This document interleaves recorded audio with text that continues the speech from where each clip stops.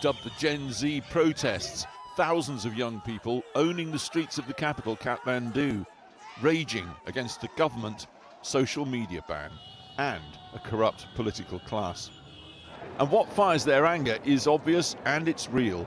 Soaring youth unemployment across Nepal. Yet politicians' children, or Nepo kids, live it large and lavish, a key point of protest. The anger soon turned lethal. Police shooting at protesters, at least 72 people have been killed.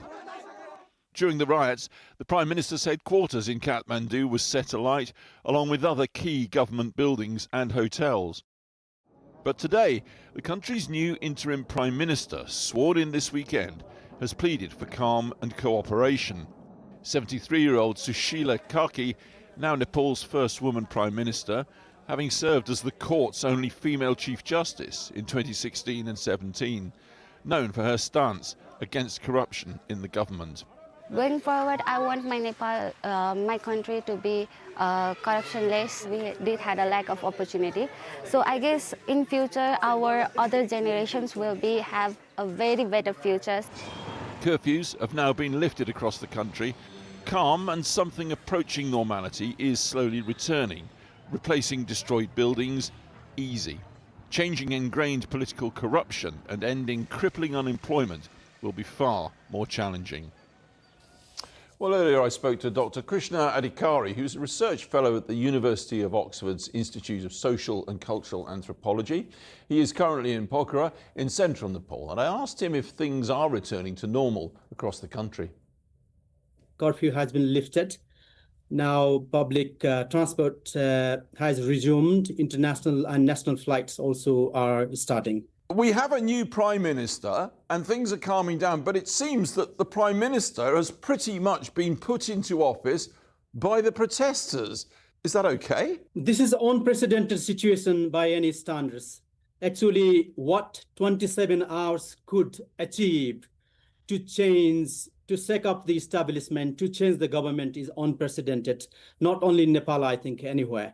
So this is very unprecedented in that sense, but also the frustration that people had over the years against corruption, nepotism, unemployment situation was so grim that it actually the letting off the pressure cookers bulb in one day. Prime Minister Karki, she needs legitimacy. She needs a mandate. She needs a general election, doesn't she?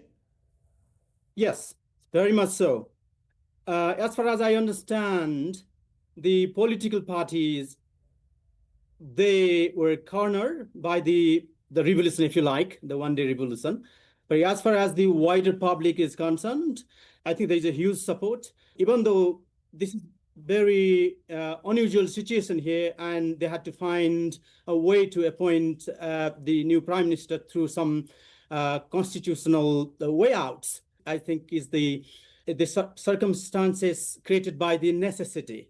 Sushila Karki is going to need legitimacy. She's going to need a general election because basically she's been shoehorned into power by the protesters on the one hand and rubber stamped by the army on the other. That is not a good look. Well, I think the point about army needs to be made. We're very disappointed first why army didn't come forward to protect the important national monuments and buildings. But at the end of the day, it appears to be very clear that army was not interested to play politics, was only assisting the president of Nepal in this process. So in that sense, I think the role of army now is praised. The Gen Z group generation who actually stays this protest, they had no leader, and there was a big vacuum left there, and the great suspicion was there. But I'm very glad to say that army had no desire to come into power, and they were only facilitating. Is she the right person to deal with these crippling issues of youth unemployment on the one hand and nepotism, corruption in the political class on the other?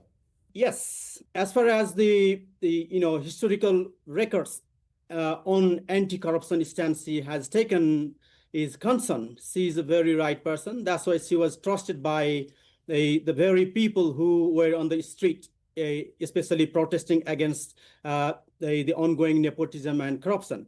In the past, when she was Chief Justice, we have many stories that came out that, people were trying to bribe her. She refused those offers, and she constantly has sided against the corrupt state mechanisms and supported for good governance. I think she is one of the cleanest person to lead this kind of governments. But there are other aspirations here that, some people wanted that we really need constitutional reforms, but can she, champion that? No.